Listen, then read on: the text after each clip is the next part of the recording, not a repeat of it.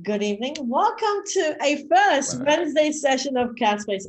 I'm sitting here with Buckets and my mentor, my hero, my really lifelong friend, Horsy. Welcome back to our show. How are you? Hello, Kat. It might not be Wednesday though for those who are watching. Yes, it might be. It might be Friday, or it might be Saturday, or it might be Monday, or it might be next Wednesday. You never know. Depends when this thing could be actually any. gets uploaded. True. All right. And they could be. They could be any. They could be anywhere. True. Okay. Fun topic tonight is sort of a serious one, which is the royal family. Oh, really? Are there any of them left? Are there some of them left? Are they? I thought they'd all gone, except for the Queen, Well, there's the Queen, who will never die. And then there's Prince Philly, who is turning 100 this year. Prince who? Philip. Philip, is he? Yeah, he's turning a big 100. Well, he'll get a letter from the Queen. And that's what I was thinking. I know, it's so hilarious. It's like, Dear Philip, this is your wife, aka your Queen, congratulating you on 100 years young. for which he would basically reply, thank you for reminding me of how old I am. Doesn't it start with my husband and I congratulate you on your 100th birthday? But I suppose he is her husband, so she wouldn't put that bit in. And she'd leave it under the pillow. Probably. Yeah, I can see that. Or by email. Well, I think so. So are we talking about the Queen and Philip, or are you talking about the other royals? The ones all in general. Okay, so the topic points I've got for us is obviously we know Harry and Meghan are expecting baby number 2. Yes, the lady, the lawyer lady who became a queen and now doesn't want to be one anymore. True. My first question is, she's a drama queen. my first question is, will Harry? Well, she's very good actress, actually. So here's my talking point. Will Harry and Meghan's son Archie, and soon to be either son or daughter, ever become king or queen? No. No. There's Charlie's first in line, although he's getting on, and there's others after him, so I doubt it. William, and then there's William. There's not Louis. He's got 3 other kids. I know that. What's his first born? George, Prince George, Princess Charlotte, Prince Louis, and then you have Archie. And then you have Harry. Harry's 8th in line of the throne. And then you have, I think, his soon-to-be son or daughter. So that'll go before Harry as well, I'm guessing. So there'll be Harry. No chance. No chance. Like there's because there's too many there's too many problems with Harry's family to begin with. The first thing is that if Harry has a child, basically there's a possibility he might be born in the United States, which would basically might default him from the throne anyway. His wife that he's chosen is American and wants to stay in America. The other way is Harry basically is so, like, he does have he is 8th in line of the throne, but I don't see Charles wanting to give up the throne. I don't see William wanting to give up the throne. I don't see any of his children wanting to give up the throne. I don't think he's ever going to. The royals are long livers. Yeah. Yes. The royals are very long livers, you see. I mean, Prince Philip's just about to turn 100. There's no chance. But by the time it gets down to them, they'll be that old anyway. Yeah, here's the kicker.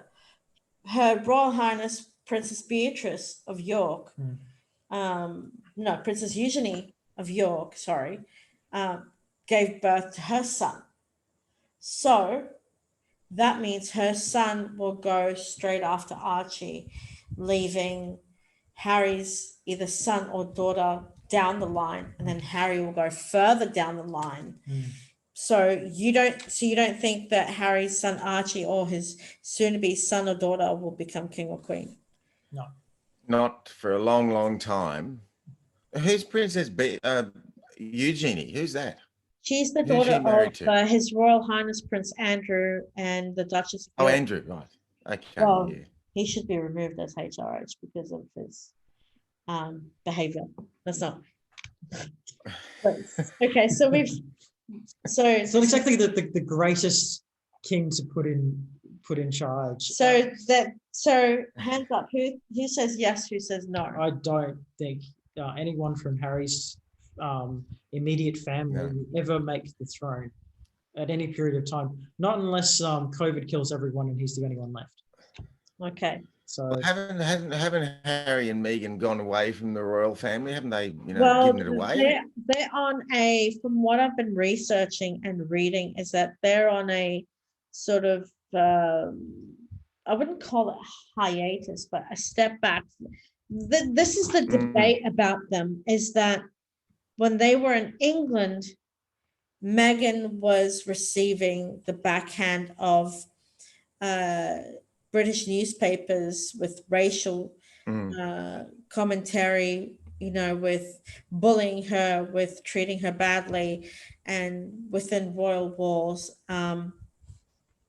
So Harry didn't want the same issue happening to his wife that happened to his mother, the late Princess Diana. And so he got fed up and said, "No, I'm stepping back, and we're stepping back, and we're going away for a temporary setback." So he's in the States, but the thing is, Harry, from what I've researched and read over the past few months, is he's unhappy, but he's excited about his soon-to-be son or daughter and his wife. But from what I've researched, is he's unhappy because he has no family members, and he's unhappy with the fact that what happened with his immediate family was that Meghan was treated like absolute rubbish from even his brother and sister-in-law, who will want to become queen consort. Like, William and Kate apparently dislike Meghan because she's American and she doesn't fit the standard of princess. And I think people don't give her enough credit, or give her a chance didn't give her a chance to grow in the royal family, and just sidelined her over Kate. And then she became, jealous. And well, see, Kate came from a well-to-do family, good British stock. And so that's why, because she's considered to be the sort of lady who should be a princess. yes. And obviously Meghan isn't, because she's not from that sort of bloodline. Which is ridiculous. I think the culture's different slightly. So Meghan's more, because she's American, she's more of an independent person. She likes her independence. Whereas Harry, even though he's a prince, he hasn't really had that much independence, because he's basically been stuck in a class. And so he's expected to be and behave in a certain way, whereas Meghan has had so much more freedom. And the minute... Wasn't Harry in the military? Wasn't Harry in the military for a while? Indeed, he was. But here's the thing, I don't know if this is just rumors or hearsay, but from what I've read and researched, is that there's been ongoing feud battles between him, his brother, and the royal families, that people have been cut in half or sided with, Harry should lose his military medals. Harry shouldn't lose his military medals. He's worked too hard for it. The Queen shouldn't strip him of it. The Queen should strip him of it. At the end of the day, he will always be a prince, even though he doesn't use his Royal Highness title. He's still his Royal Highness. He's a prince. Okay. By blood. That's right. He's part of the royal family. But I think the reason why the English people were so angry at Prince Harry and Meghan is that like a king or a prince isn't just a title, it's a job, and you're expected to do certain things like any other job. And so if you can just imagine someone working at McDonald's, right, as a cook or a checkout chick, right, and you suddenly decide to leave said job to do something else, you're not going to expect McDonald's to continually pay them from the same job as a checkout chick or as a cook if they've left. And that's exactly how the British people saw Harry and Meghan. They said, if you're going to keep the titles, okay, at least play the role in the titles that you're assigned. Otherwise, your role and your title is meaningless. And so I think they're both very independent. And yeah, that's right. There are certain duties that they're expected to perform. But we were talking about this a week or two ago, weren't we, about what the royal family actually does these days. And what do? I mean, they open exhibitions and things like that, and they give speeches, but there's not actually much else that they that's really that useful to the community when you look at it, when it comes down to brass tacks. But yeah, I think they're both very independent. I mean, Harry went and joined the military and did what he wanted to do. And I remember some years ago when he was in the military, he went to great pains to make sure that people understood that no, he wasn't to be treated any differently just because he was Prince Harry. He was there to do a job, and he wanted to do the job just the same as the next man in the regiment. And I like that. He wasn't going to put on any airs and graces. And perhaps that's the problem now, that he's never been like that. And he's got together with Meghan, who obviously isn't very independent as well. So that's perhaps what attracted him to her and her to him. But yeah, I mean, does it really matter if they're not acting in their roles in the royal family as they should, perhaps? Well, the thing is, I mean, what would they do? Well, the thing is that they've already got their own charities anyway. So that's probably going to be stripped of them too. Well, the thing is, no, I don't think that'll ever be stripped of them, because even though they've got their own charities, that's charities that they have created for themselves or to serve a particular purpose. And that wasn't funded with the royal family at all. But there was other... Well, they may continue. See, yeah, I can see that continuing. But how if they're living in the States? I mean, Well, they may be the figurehead of the charity, but they may not be involved in the day-to-day operations. And so the day-to-day operations would continue, I guess. But you got to also remember is who's the main... if there's royal money that's being given the chop, right? Who's the main supplier of cash? And that would be Meghan. So Meghan has a lot of cash to back her up. So she gets... I guess so. I mean, the house... So she's basically the main breadwinner. I mean, the house that they bought, which I find, pardon me for saying this, really stupid, is that it's her name that's on the mortgage contract. It's her name solely. His name isn't on it. Now, could this be two different ways of doing this? Is he's not silly enough to go, oh, I'm going to put my name on the mortgage. Should they break up or get separated and get divorced, it's her name, which means she would, yeah, that's the ultimate, catch-22. So if Harry decides to divorce Meghan, which I don't think which is ever going to happen, but if it doesn't look like it. Yeah. And she would have a house in her name. And Harry would basically be forced to go back to England and start again. Maybe with his tail between his legs, but he would have to basically do that. And that would... Like the prodigal son returning home and begging for his inheritance, yeah. Here's my question. Here's my second talking point. Good, Horsy, good. Keep thinking.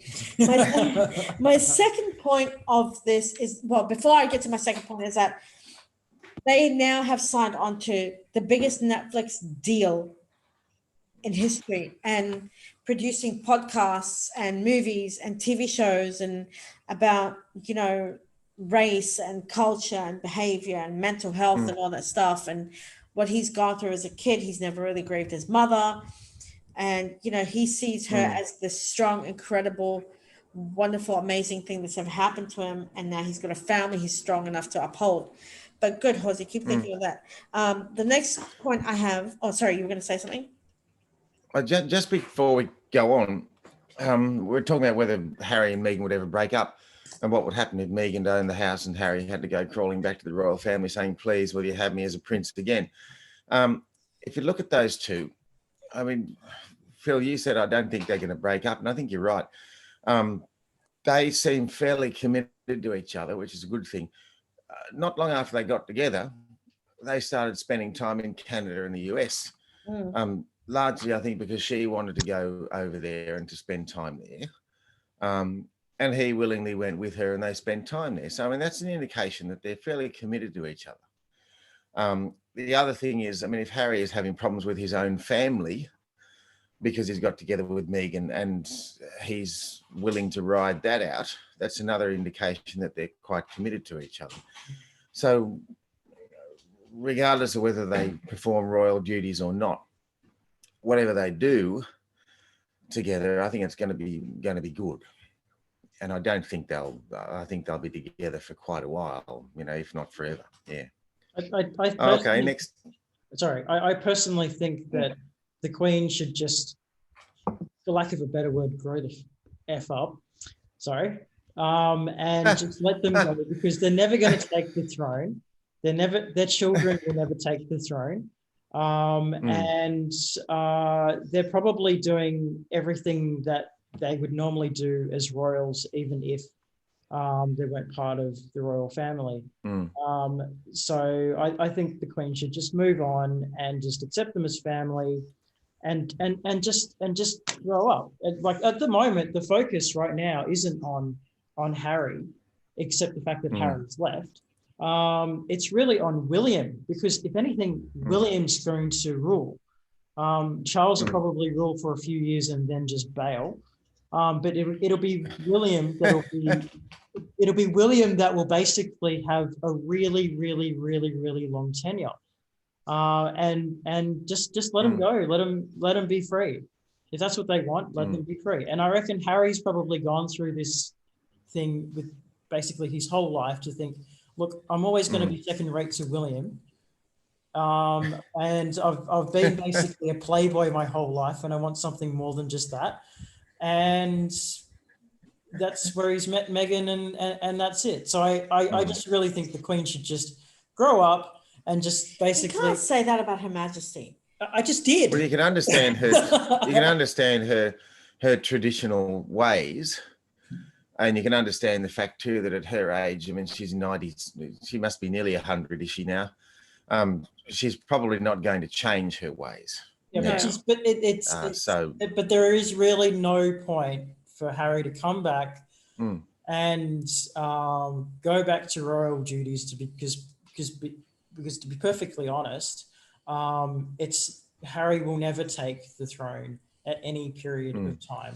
Look, not for a long time. Well, I certainly hope that Charlie doesn't ever. I don't think he's much of a man, to be honest. But anyway, let's move on to the next talking point, shall we? You did point out something which I said, good. Keep thinking. That was my second point, but I'm not sure if it's worth asking now. But I'll ask it anyway. Will Harry ever return to the UK to resume royal duties, or will this be just Harry being a rebellious teenager adult who? I don't think he's rebellious. No, I don't. I wouldn't ever say he's rebellious. Where are they living in the US? They're living in Bel Air, I think. The Prince of Bel Air. That's Southern California, isn't it? Yeah, Southern California, yeah. If you live in Southern California, why the hell would you ever go back to London? Because why would you? No one would want to go back to London if they're living in Southern California. It doesn't matter whether you're a prince or not. I go back to Philly. Look, I know.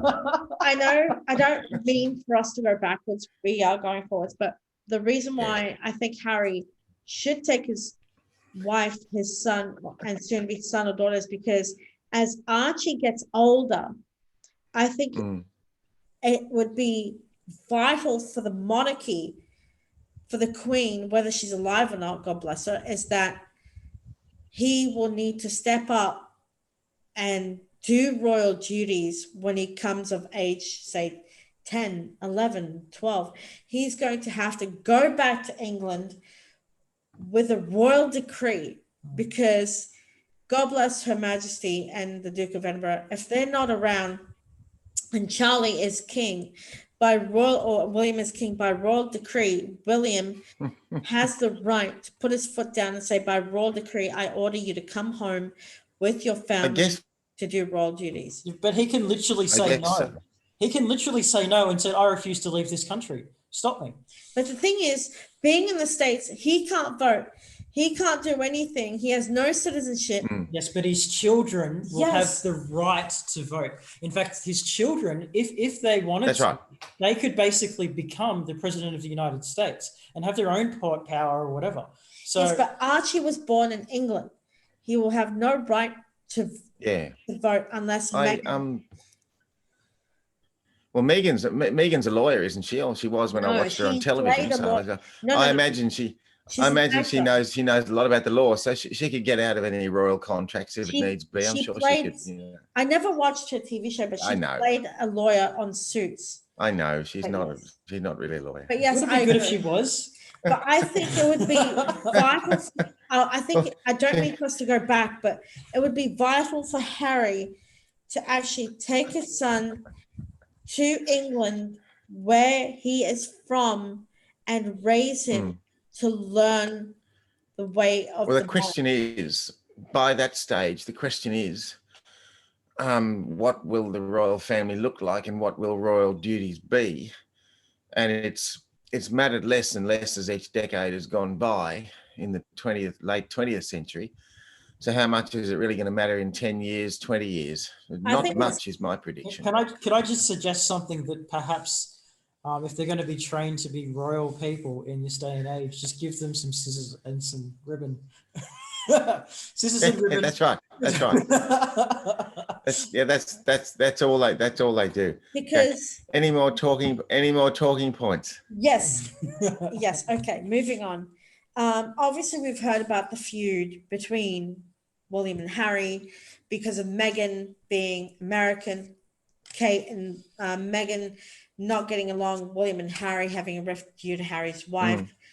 There's been a divide from the US to Australia to, England, to people begging William to, to grow up a little bit and to reach out to his brother, even if he can't go due to COVID, reach out via Zoom and say to him, you're my brother, she's my sister-in-law, and just apologize to each other, because I don't think the late princess would be happy about the fact that her sons are feuding over such a silly little thing as Meghan. Well, I think that's quite important. I do think that's quite important. You're right. They are the modern monarchs. They need to lead the way for the younger generation, and they're the ones who will push the monarchy forward into the modern civilization. But if these two boys are feuding, it will never heal. The rift will never close. Yeah, I think that's very important. Actually, I think you're right. Yeah. What do you think about regardless of what else has gone on, they shouldn't be fighting over anything really. I mean, they're brothers, and so that's the thing. I mean, if Harry has chosen Meghan, then that's his choice, and that's the way it is. So I agree with that. Yeah, I like if that's his choice and he loves her and she loves him, then that's just how it's got to be. If, however, she's just using him as a title, that's a whole different ball game. And I really hope that was the case. I really do. But I doubt that. I don't think so. They seem to love each other. So I mean, I don't think that's really what's going on. I mean, that's what they said about Diana and Charles. She wouldn't have had to do that. I mean, she had a career. She had plenty of prospects. So I wouldn't think, and she, if she wanted that, to become famous, then she was in a way already well known. So I don't think that's her motivation at all, really. Let me tell you, I'd be very surprised. Let me tell you one thing.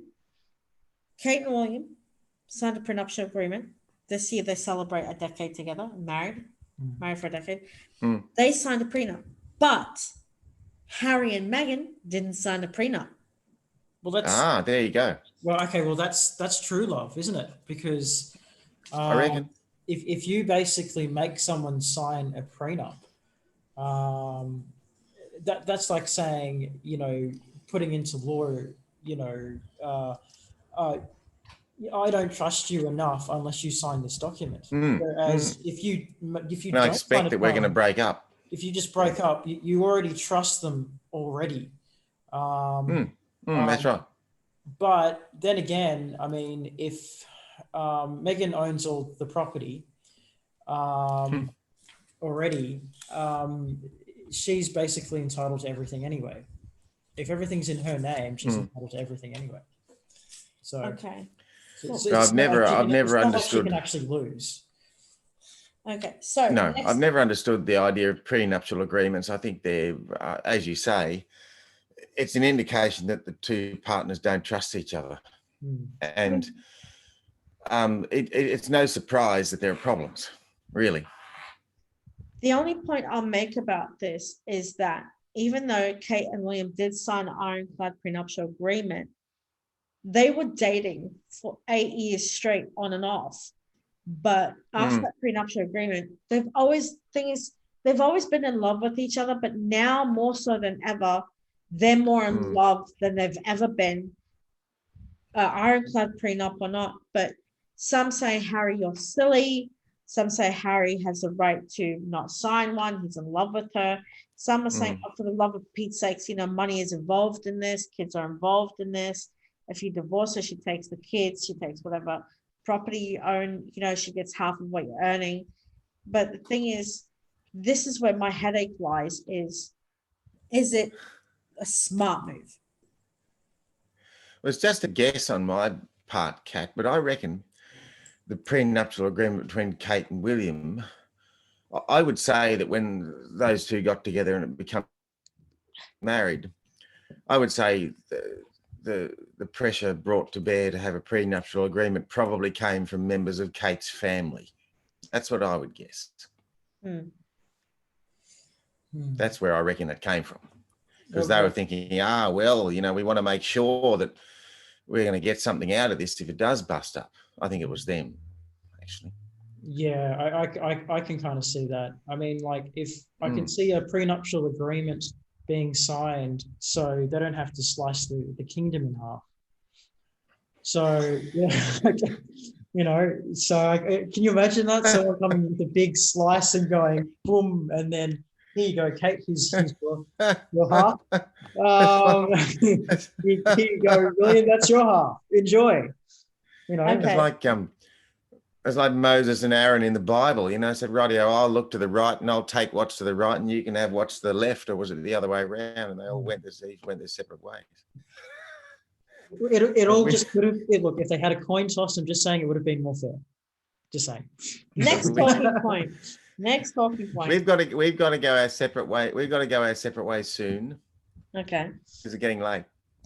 Is it? Look, okay, I've only got 2 talking points left. Can you stay for 2 talking points? Just quick 2 talking points. Let's do them. Okay, so next talking point. Will Charles become king, or is the future leading to William taking the throne and leading the monarchy into the future? Yes or no? Sorry, do you Depends how long the Queen lives.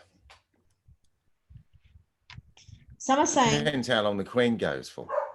Some are saying Charles shouldn't be king. Yeah. Some are saying Charles should be king. Some are saying William needs to be king because he's a modernizer. He's young. He's got a brilliant wife, great family.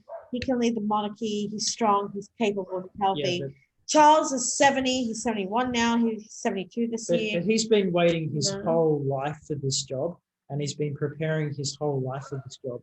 And he's gone through everything from divorces, to scrutiny, to everything that you can imagine. So to not give him that role would just be unfair. And well, that's his fault. That's that his is, fault. yeah. If he's gonna marry Diana, and then he's going to keep playing around with that horse-faced woman while he's married to Diana. That's his. Oh goodness, she's got a face only a mother could love. She's awful. I don't understand. I mean, I know you're not supposed to judge people by the way they look, but oh my goodness, how could you wake up in the morning and next to that? I'd if that was me, I'd never become king because I'd probably go in the bathroom and hang myself. But that's his fault. If you say he's been through all this, he hasn't been through all this at all. He's been looked after and cosseted all his life. And he's gone and played around and been unfaithful to his wife, and he's gone and done this, that, and the other. But legally, as I said, I don't think he's much of a man. You as much. Oh no. But as much as I love, it depends on how long the Queen lives. Well, that's true. If the Queen lives till 120. I mean, the Queen's nearly 100 now. She's 96 or something, isn't she? Something like that. Yeah. 93, apparently.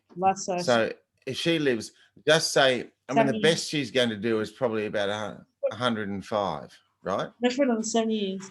So if she's got another 10 years, something like that. I mean, the Queen Mother was over 100 when she died. She was 101. So she's got another 10 years. Well, Charlie will be king. He'll be 80 odd, but it depends on his health. So he probably will be at some stage, but maybe not. It depends. And if he lives till 100, then he'll be king for quite a few years. But I pray that he just gets very sick and passes away. I don't really want him to be king. I think he's a useless fellow. Anyway, okay, really last talking point before we all. Yes. Okay. Okay. My one's a bit of a doozy. Let me see if I can make sense of what I've written. All right. Oh yeah. Will we ever see a coronation in our lifetime? And will we ever see a coronation in our lifetime that will lead the Commonwealth into what will be a new and open and young and prosperous England? The answer is no. Don't be so sure. Last question. I don't think that, as I said before, I mean, the royal family doesn't really do much in terms of government. So to lead England and the Commonwealth into a prosperous future, I don't see that the royal family actually has the wherewithal to do that. It's the government that does that, and to some extent, big business that does that. But will we I don't think we'll probably see Charles crowned king, yes, but I mean, as to what he does afterwards. But see, that's the thing. I don't know. See, that basically the whole idea of leadership, the leadership in the royal family is effectively gone. They don't do. That's right. All the leadership powers are now given to prime ministers. So that's right. So or basically IT workers. But I don't actually see the royal family themselves leading, because I can see them funding projects, but I can't see them leading anything. Not in the old days when the kings would lead their army into battle and conquer other countries. That's all gone. So yeah, the royal family just figureheads. So no, it won't be an impetus that comes from them if it does happen. That's why my last question was, will we ever see another coronation? Because the last coronation the world ever saw, and I wasn't born then to see, which was Her Majesty the Queen's coronation. So 1953 or 52, yeah. I think the only time we're ever going to see a coronation is if we basically press rewind or watch a repeat on YouTube. I'm asking an important question. No, we will. I think Charles will probably be crowned king in about 10 years, somewhere there, when the Queen passes away. So yes, we will. But as for whether there'll be another one in our lifetimes, possibly not, because he may well live for 30, be king for 30 or so years, I'd say, because So this is the thing with the royal family. They look after them very well, you see. They get the best of care. So that's why they live so long. True. Alrighty. Well, that's about everything I think we wanted to cover. Thank you so much for joining us. Tune in next time. Yeah, tune in next time. Don't forget before Horsy goes, don't forget to subscribe. Please ring the bell, like the videos and commentary. Please invite all your friends and let us know what topics you want. And if you have any really bright ideas, we'd love to know. That might actually be on the next thing that we'll talk about. Yes, and a shout out Horsy away. Alrighty, good night, Horsy. Thank you for joining us. Good night, all. Next time. Bye. Good night.